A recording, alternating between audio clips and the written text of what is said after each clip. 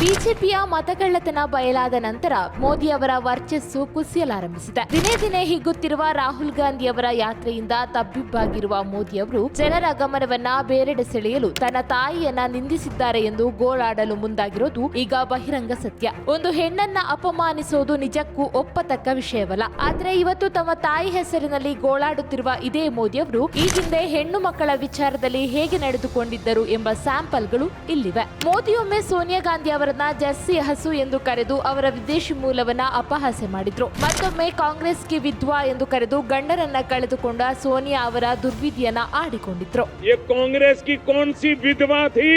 ಕಾಂಗ್ರೆಸ್ ಸಂಸದರಾಗಿದ್ದ ಶಶಿ ತರೂರ್ ಅವರ ಪತ್ನಿ ಸುನಂದಾ ಪುಷ್ಕರ್ ಅವರನ್ನ ರಾಜಕೀಯಕ್ಕೆ ಎಳೆತಂದ ಮೋದಿ ಅವರನ್ನ 50 ಕೋಟಿಯ ಗರ್ಲ್ ಫ್ರೆಂಡ್ ಎಂದು ಹಾಸ್ಯ ಮಾಡಿದ್ರು. ರಾಜ್ಯಸಭಾ ಸದಸ್ಯೆ ರೇಣುಕಾ ಚೌಧರಿ ಅವರು ಚರ್ಚೆಯಲ್ಲಿ ನಕ್ಕಾಗ ಅವರ ರೂಪವನ್ನ ಉಲ್ಲೇಖಿಸಿದ ಮೋದಿ ಶೂರ್ಪಣಕಿ ಎಂದು ಲೇವಡಿ ಮಾಡಿದ್ರು. ಪಶ್ಚಿಮ ಬಂಗಾಳದಲ್ಲಿ ಮಮತಾ ಬ್ಯಾನರ್ಜಿ ಅವರನ್ನ ದೀದಿ ಓ ದೀದಿ ಎಂದು ಅಪಹಾಸ್ಯದ ಧಾಟಿಯಲ್ಲಿ ಕೂಗಿ ಮೋದಿ ತಮ್ಮ ಸ್ತ್ರೀ ದ್ವೇಷವನ್ನ ತೋರಿದ್ರು.